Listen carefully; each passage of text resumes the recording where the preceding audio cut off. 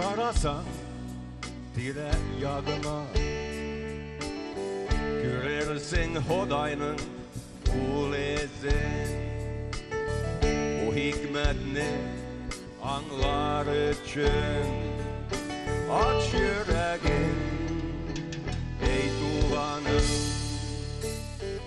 Muhabbet tutursun günlüğünü, yakşılıkta yaşa bu durmuşunu.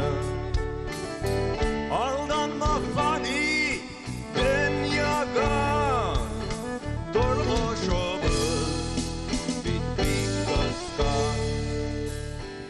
La ilahe illallah, la ilahe illallah, la ilahe illallah, Muhammeden Resulullah.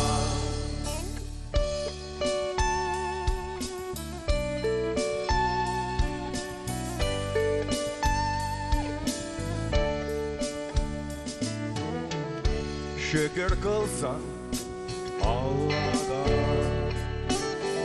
anın birgen nimetlerine. Yerden kulun sussan meskenlerge, şadlıktan açılıp gelir yüreğine. Ayrılmasın Allah'dan, anın görsetken olu yuvandan. Gider kinetten ahiret günü, ey tuğanım sinederde. La ilahe illallah, la ilahe illallah, la ilahe illallah, Muhammeden Resulullah.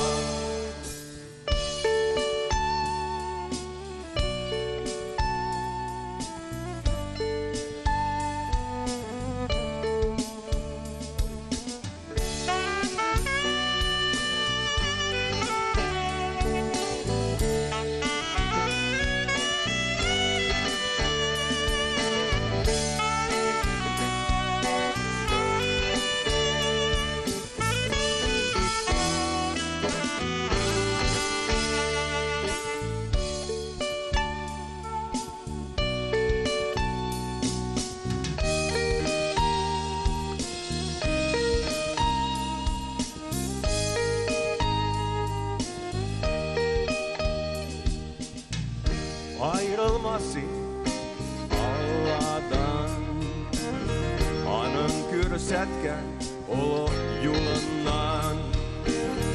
Giler kinetten ahiret gelir, ey tuğanım sinedilme.